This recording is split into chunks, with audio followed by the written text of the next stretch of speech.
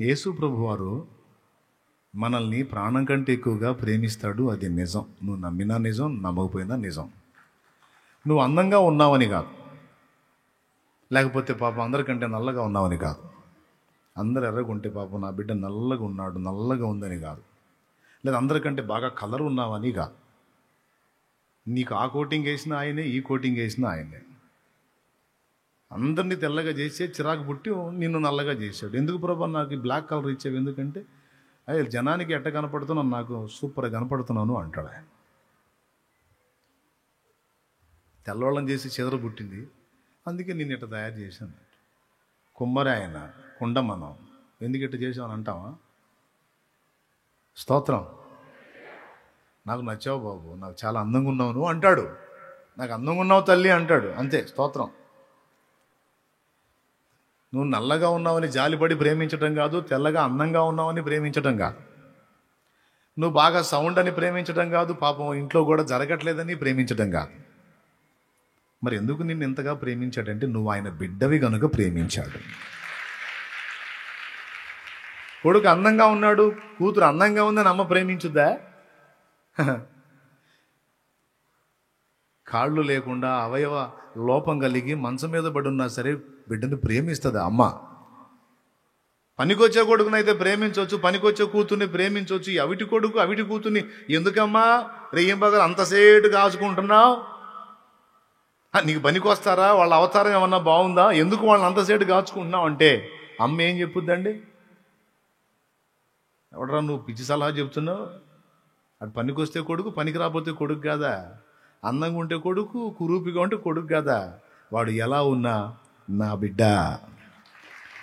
నా బిడ్డ, నా కొడుకు, నా కూతురు. ఆ బిడ్డ కోసం అవసరమైతే నేను చచ్చిపోతా, నా బిడ్డ నేను వదులుకోను. ఒక భూమి మీద ఉన్న అమ్మే ఇంత త్యాగంగా మాట్లాడింది, నేను అమ్మ కంటే ఎక్కువ అన్నాడు ఆయన. కాబట్టి ఇక్కడ అందరం గుర్తుపట్టాలి, స్వస్థతలు, సూచక్రియలు, మహత్కార్యాలు, అద్భుతాలు కాదు మన పునాది. అవి జరిగినా జరగకపోయినా యేసు నా కోసం చనిపోయి తిరిగి లేచాడు, ఇది సత్యం. యేసు రక్తమునందే నాకు పాప క్షమాపణ, లేకపోతే నాకు శిక్ష తప్పదు, ఇది సత్యం. యేసు ద్వారానే నేను నా తండ్రి దగ్గరకు చేరగలుగుతాను. యేసే మార్గము, సత్యము, జీవం. కాబట్టి నేను యేసును ప్రేమిస్తున్నాను, యేసును విశ్వసిస్తున్నాను. అద్భుతాలు చేసినా విశ్వసిస్తాను, చేయకపోయినా, అప్పులు తీరినా విశ్వసిస్తాను, తీరకపోయినా. ఎందుకంటే అసలు రుణం తీర్చేశాడు. ఏ రుణం? పాప రుణం తీర్చేశాడు. ఎప్పుడు అయిపోయింది అది. ఆ రుణం తీసేసిన వాడికి ఇప్పుడు ఈ రుణాలు ఒక లెక్క అయింది. మరి నిజమే అయితే మరి అంతసేటు ప్రేమిస్తే మరి తీసేయొచ్చుగా ఇవి కూడా. నువ్వు చెబుతున్నావు 5 తీయటానికి ప్రాణం పెట్టాడని, ఇప్పుడు ఈ తీయటానికి ప్రాణం ఏం పెట్టవసరం లేదు. ఒక అద్భుతం చేసి అట్టంటే చాలు మొత్తం పోతాయి. స్తోత్రం. మీకు ఈ ధర్మ సందేహం వచ్చిందని నాకు తెలుసు. ఇట్టంటే పోతాయి, కానీ ఇట్టంటాడా అనడం అన్నది ఇప్పుడు పాయింట్. అంటే పోతాయి నిజంగానే, కానీ ఎప్పుడు అనాలో, ఎలా అనాలో, ఎందుకు అనాలో, ఏ విధంగా అనాలో సమయాన్ని బట్టి, ఆ పరిస్థితిని బట్టి, ఆ అనుకూలతను బట్టి తప్పకుండా అంటాడు, తప్పకుండా అంటాడు. నువ్వు అన్ని టెస్టులు చేసి ఆయన దగ్గరికి వచ్చావే, మరి నీ నమ్మకత్వాన్ని కూడా చూడొద్దు, నీ స్థిరత్వాన్ని, నీ నిజాయితీని కూడా చూడొద్దు. గోడ మీద పిల్లివా, లేకపోతే ఇటు దూకుతావా అటు దూకుతావా తేల్చుకోవద్దు. కాబట్టి ఆయన కూడా నిన్ను టెస్ట్ చేసుకొని, ఒకటే, నువ్వు పలికినా ప్రేమిస్తా, పలకపోయినా ప్రేమిస్తానయ్యా. నువ్వు బదులిచ్చినా ప్రేమిస్తా, బదులు ఇవ్వకపోయినా. మొరలాలించెడి నిన్ను ప్రేమించేద, మొర వినకున్నను నిన్ను ప్రేమించేద. మొరలాలించెడి నిన్ను ప్రేమించేద, మొర వినకున్నను నిన్ను ప్రేమించేద. నాదు సహాయక నిన్ను ప్రేమించేద, సాయము రాకును నన్ను ప్రేమించేద. నాదు సహాయక నిన్ను ప్రేమించేద, సాయము రాకును నన్ను ప్రేమించేద. చేత సర్వకాల సర్వావస్థలలో మానక నిన్ను గొలుతు యేసా నా బలమయ్యున్న దేవా, నా బలమయ్యున్న దేవా. దేవునికి మహిమ. ఎంతమంది ఇలాంటి తీర్మానంలో ఉన్నారు? ఏమన్నా చేయని చేయకపోని నా యేసయ్య నా కోసం ప్రాణం పెట్టాడన్నా, ఇంకేం కావాలన్నా? ఏమి ఇచ్చినా ఇవ్వకపోయినా చేసినా చేయకపోయినా నేను ఇక్కడ ఉన్నా ఊడినా నాకు యేసు చాలు అన్నోళ్ళు చేతులు ఎత్తండి. అవునా? ఏంది క్షణపాటు కూడా ఆలోచించకుండా రయ్యమని చేతులు ఎత్తేస్తే డౌట్ లేదా? ఆవేశంతో తీసుకున్న నిర్ణయమా? ఆలోచించానా? మరి ఒక చెయ్యి ఎత్తారే, రెండు చేతులు ఎత్తేస్తాను. దేవునికి మహిమ. నిజంగా నీ పునాది ఇదే అయితే బండ మీద ఇల్లు కట్టుకునే బుద్ధిమంతునివి నీవే.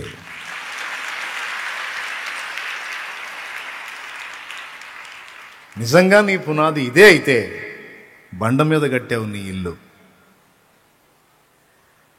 ఒకడు వచ్చి అంటాడు, అసలు అతను దేవుడు అంటారు ఏందిరా, ఎక్కడో వాళ్ళు విదేశాలకు చెందిన వాళ్ళని తీసుకొచ్చి మనకి దేవుడు అంటారు ఏమొచ్చిందిరా అని మనకి ఎంతమంది ఉంటే వీళ్ళందరిని వదిలిపెట్టి వాళ్ళ దేవుడు ఎంట పడ్డారు ఏందిరా అంటాడు. వాళ్ళకి మనం మెంట్లోలా కనపడతాం. ఇక్కడ సమాధానం ఏంటంటే, మనకి ప్రత్యక్షత కలిగింది, వాళ్ళకి అది గలగల. దైవ కుమారుడు మనకు బయల్పరచబడ్డాడు. అర్థమైందా? భారతీయ సనాతన సాహిత్యంలో ఏ యజ్ఞ పురుషుడి గురించి మాట్లాడారో ఆ యజ్ఞ పురుషుడు మనకు దొరికాడు. ఆ ప్రత్యక్షత వాళ్ళకి అందల. సర్వమానవ పాప పరిహారార్థమై తన రక్తమును ప్రాయశ్చిత్త బలిగా అర్పించి తన ప్రాణమును ధారపోసి తిరిగి పునరుద్ధాన మహిమతో తిరిగి లేచేటువంటి ఆ ఆది సంభూతుడు, తొలుత జన్మించిన వాడు మానస యజ్ఞమున యజింపబడినాడు. అగ్ని అయినటువంటి వ్యక్తి యజ్ఞ పశువుగా బంధింపబడి యజ్ఞమై తిరిగి లేచి అధిపతి అయినటువంటి ఆ అగ్ని ఎవరో మనకు ప్రత్యక్షం అయ్యాడు. వారికి ఇంకా సాక్షాత్కారం కలగల. కాబట్టి మనల్ని పిచ్చోడు అనుకుంటున్నారు. మనం పిచ్చోళ్ళం కాదు, పిచ్చి వదిలిన వాళ్ళం. ఎవరు మనం? పిచ్చి వదిలిన వాళ్ళం. కళ్ళు ముయ్యబడ్డోళ్ళం కాదు, మనోనేత్రాలు వెలిగించబడిన వారం. సృష్టికర్తను చూడగలిగాం, కనుగొనగలిగాం, తెలుసుకోగలిగాం. అందుకే నేను చాలా ఆనందంగా ఫీల్ అవుతాను. తెలుసా మీకు? ఆస్తి అంతస్తులు ఉన్నా లేకపోయినా, నిలవరమైన నివాసం ఉన్నా లేకపోయినా, ధనధాన్యాలు వెండి బంగారులు సంపదలు ఉన్నా లేకపోయినా నేను అతిశయిస్తాను, ఆనందిస్తాను. ఎవరి ఏందో తెలుసా? యేసు యేసు యేసు యేసు యేసును బట్టి. మనం కలిగి ఉన్న విశ్వాస విషయంలో కూడా జాగ్రత్తగా ఉండాలి.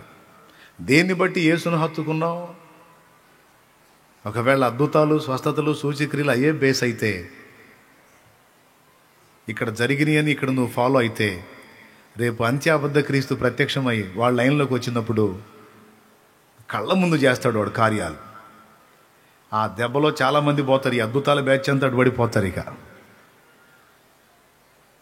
అద్భుతం మనకు పునాది కాదు, సూచక్రియ మనకు పునాది కాదు. మనకేంటి? సత్యవాక్యము, అదే మనకు పునాది. వాక్యమే మనకు పునాది, వాక్యమే మనకి. కాబట్టి ఇసుక మీద ఇల్లు కట్టినట్టు ఉండకూడదు. ఏది చేసినా బండ మీద ఇల్లు కట్టిన విధంగా ఉండాలి. జనులు నన్ను గురించి ఏమనుకొనుచున్నారు అన్నాడు ఒకసారి.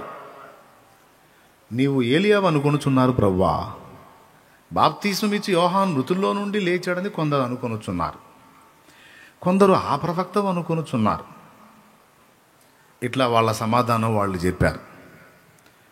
సరే, జనం సంగతి ఏమో కానీ మీరేమనుకుంటున్నారు అన్నాడు. మేమా? నిన్ను గురించి మేమనుకునేది ఏందయ్యా, నువ్వు దేవుని కుమారుడవైన క్రీస్తువి అన్నాడు పేతురు. వెంటనే ప్రభు అన్నాడు, సీమోను బర్యోనా, నువ్వు ధన్యుడవు, పరలోకమందున నా తండ్రి ఈ రహస్యము నీకు బయలుపరిచాడు గాని రక్త మాంసములు నీకు బయలుపరచలేదు. మరియు నీవు కేఫావు, రాయివి, ఈ బండ మీద నా సంఘమును కట్టుదును, పాతాళలోక ద్వారములు దాని ఎదుట నిలవ నేరవు అన్నాడు.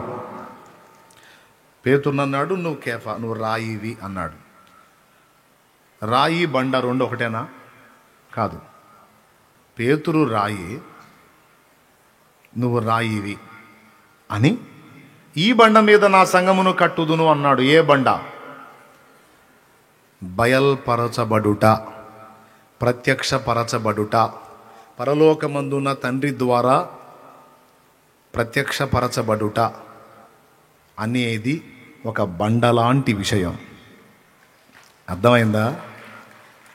యేసు ప్రభు ఎట్లా తెలిసాడో నీకు వింతగా లేదా?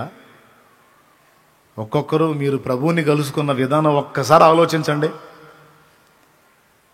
ఎట్లా క్యాచ్ అయ్యావు అసలు? ఎలా నువ్వు దేవుని దగ్గరికి వచ్చావు? ఎట్లా దేవుణ్ణి కలుసుకున్నావు? ఎలా నువ్వు రక్షణ పొందావు అని ఒక్కసారి ఆలోచించు. దేవుడు ఏ విధంగా కదిలి తను తాను బయలుపరుచుకున్నాడో, తన ప్రత్యక్షత నీకు ఇచ్చాడో నీకు అర్థమైద్ది. కొంతమంది నీ బంధువుల్ని ఎగతాళి చేసేవాళ్ళు ఉన్నారు, హేళన చేసేవాళ్ళు ఉన్నారు, పనికిమాలిన మాటలు మాట్లాడేవాళ్ళు ఉన్నారు. వాళ్ళ గలగల ప్రత్యక్షత నీకు కలిగింది. నువ్వు ధన్యుడివి, ధన్యురాలివి. ఎందుకంటే సృష్టికర్త నీకు దొరికాడు. ఓకేనా? కాబట్టి దేవుని ద్వారా బయలుపరచబడుట, ప్రత్యక్షపరచబడుట బండ. మరియు నీవు రాయివి అన్నాడు. పేతురుని ఏమన్నాడు? ప్రభువు కూడా ఏమై ఉన్నాడు?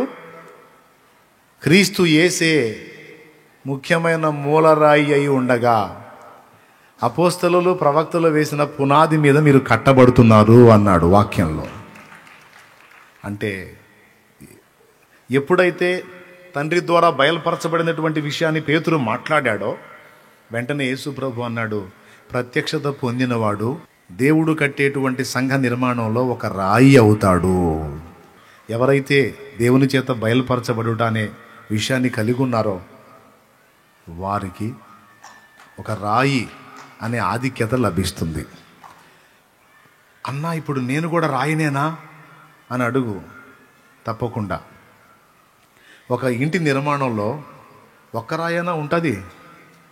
చాలా రాళ్ళు కదా. అదే పేతురు అన్నాడు, ఏమని? మీరు కూడా సజీవమైన రాళ్ల వలె ఉండి దేవుని ఆలయముగా కట్టబడుచున్నారు అన్నాడు. మనందరం దేవుని మందిరంలో రాళ్లమే. ఓకేనా? ఈ పునాది మనందరం కూడా వేసుకొని ఉండాలి జాగ్రత్తగా. ఇక దీనికి మించి వేరే పునాదుల మీదకి వెళ్ళొద్దు. ఓకేనా? ఏది మన పునాది? వాక్యమే. వాక్యం కూడా బండతో పోల్చబడింది. వాక్య ప్రకారం నడిచేవాడు బండ మీద 10:5, 1 కొరింథీ 10:5. ఆ బండ క్రీస్తే. ఏవి జరిగినా జరగకపోయినా నాకు వాక్యం దొరికింది, యేసు దొరికాడు చాలు. ఈ వాక్యంలో చెప్పబడిన దాని ప్రకారం నేను యేసును ఫాలో అవుతాను, నాకు కార్యాలు జరిగినా జరగకపోయినా. ఎందుకంటే వాక్య ప్రకారం ఒక దేవునికి ఉండే హై క్వాలిటీస్ అన్నీ యేసుకున్నాయి. ఆయన నా కోసం చేసినవి ఉన్నాయి, చేయబోతున్నవి ఉన్నాయి. ఒకవేళ ఇంకా నాకు ఏదన్నా ఇంకా దొరకాల్సినవి ఉంటే ఆయన దగ్గర నుండి భవిష్యత్తులో తప్పకుండా దొరుకుతాయి. విశ్వాసం ఉంది. స్తోత్రం. నీ చిన్న కొడుకున్నాడు, నీ చిన్న కూతురు ఉంది, రేపు దానికి ఎగ్జామ్. అది పాస్ అయినా ఇబ్బంది లేదు, ఫెయిల్ అయినా ఇబ్బంది లేదు. ఈ నైట్ పండుకోకుండా ఏడుస్తా కూర్చుంది అనుకో, నువ్వేమంటావు? చెప్పండి, ఏమంటావు? నువ్వు కూడా కూర్చొని ఎడుతావా? నిజంగా ఇది చాలా గట్టి విషయం అమ్మా. అది 2వ క్లాస్ చదువుతుంది అనుకో, 2nd క్లాస్ చదువుతుంది అనుకో, రేపు ఎగ్జామ్స్ మమ్మీ అని ఏడుస్తా కూర్చుంది అనుకో, నువ్వేం చేస్తావు?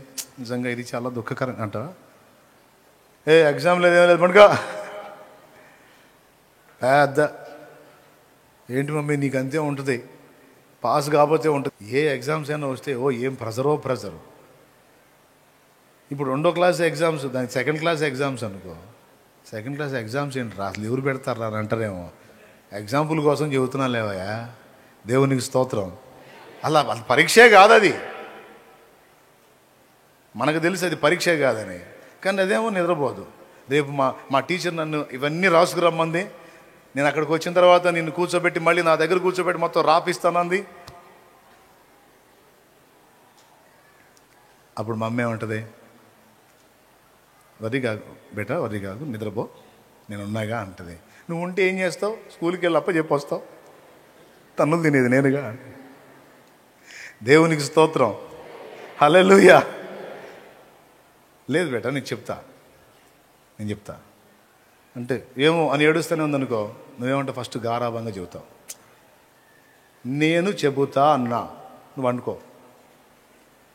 లేదు మమ్మీ నువ్వు చెప్పినా లేదు మమ్మీ అందనుకో, నువ్వు పండుకోవే తల్లి, నేను పండుకోకపోతే నీకేం లే మమ్మీ, నువ్వే పండుకో, నా బాధలు నీకెందుకు అందనుకో. ఏం చేస్తావు? ఒకసారి చెబుతావు, 2 సార్లు చెబుతావు, 3వ సారి చెబుతావు, 4వ సారి నీకు చెబితే అర్థం అంటావు, గట్టి గద్దిస్తావు. ఆ గద్దింపుకి అప్పుడు పండుకొని ముసుగుదండి. మళ్ళీ మధ్యరాత్రి వచ్చి కూడా చూస్తావు నిద్రపోతుందా లేసావు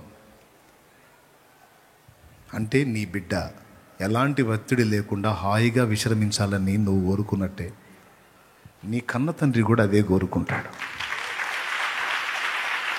ఇప్పుడు చెప్పండి, అనడా యేసయ్య నువ్వు ఈ దడ ఆయాసం మానుకొని నిద్రపోతావు లేదా? ఏమి నిద్ర ఏమో పండుకో. ఎన్నిసార్లు చెప్పాలా పనికి మళ్ళీ నేను ఉన్నానని, ఎన్నిసార్లు చెప్పాలి పనికి మళ్ళీ నేను ఉన్నానని. ఏమున్నావో ఏమో, అరే నమ్మట్లేదా నన్ను? అది నమ్ముతానే ఉన్నాలే, నమ్మాక మరి బాప్తిజం కూడా పొందింది. ఏం నమ్మకం నీ తలకాయ అంత సగం నమ్మకం. ఎవని మనస్సు నీ మీద పూర్ణముగా ఆనుకొనునో, ఎవని మనస్సు నీ మీద పూర్ణముగా ఆనుకొనునో వానిని పూర్ణ శాంతి గలవానిగా చేతు. అది వాక్యం.